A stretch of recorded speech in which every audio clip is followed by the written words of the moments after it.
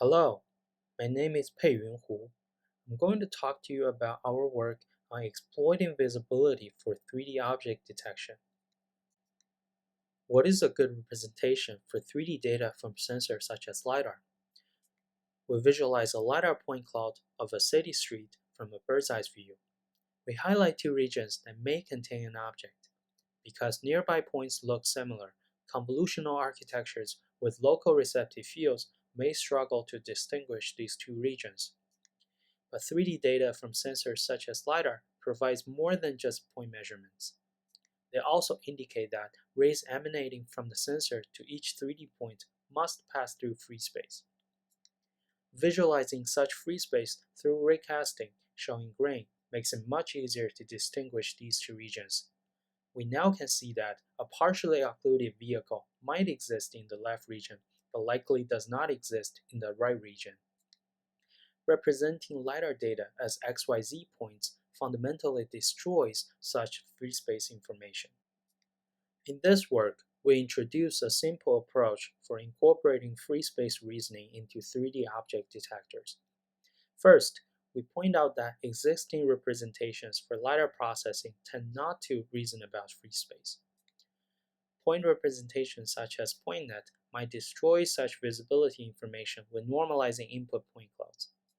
Voxel representations, such as point pillars, employ convolutional architectures that are designed to be translation invariant, which could also destroy visibility information. Interestingly, visibility reasoning is quite common in applications such as robotic mapping, which often reason about occupancy and free space. Our work combines such classic schools of thought with contemporary 3D deep network. Let's begin by revisiting contemporary deep voxel architectures. We start by discretizing the point cloud using a voxel grid. Then we encode each voxel based on the points that fall into it. Finally, after reshaping, we have a deep voxel representation, which is essentially a multi-channel feature map. Now we have described the underlying deep voxel representation. We introduce a simple approach to incorporate visibility. We start by performing raycasting over the voxel grid. This produces a visibility volume, which can be sliced into 2D images at different heights. These slices are then concatenated with the multi-channel feature map. The result is a visibility-augmented deep voxel representation. We can perform raycasting efficiently through voxel traversal. As we look at the animation, the key intuition is that by figuring out which edge the ray exits, we know which voxel the ray will enter next. This allows the algorithm to focus on only the voxels that are intersected by the ray. Once we perform raycasting over all the 3D points and aggregated the results, we will have a 3D visibility volume as shown on the right.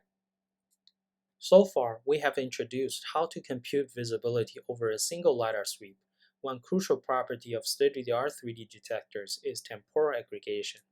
That is, such detectors do not process a single LiDAR sweep, but an aggregated sweep that consists of multiple LiDAR frames, which typically produces a denser point cloud. Given multiple sweeps, we borrow ideas from occupancy mapping such as Bayesian filtering, which allows us to efficiently compute multiple frames.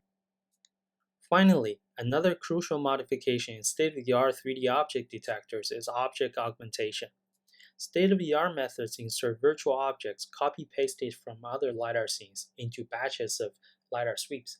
It is particularly useful to virtually insert rarely seen objects such as buses. However, naive copy-pasting often violates scene visibility. By raycasting, we can figure out how to insert virtual objects in a visibility-consistent fashion. By augmenting visibility into state-of-the-art deep voxel representations, we're able to improve point pillars by 4.5% in overall MAP. In terms of individual classes, we see over 10% improvement on the most common class cars. We also see almost 20% improvement over buses and trailers. If you are interested in learning more about this work, feel free to check out the website. Thanks for watching.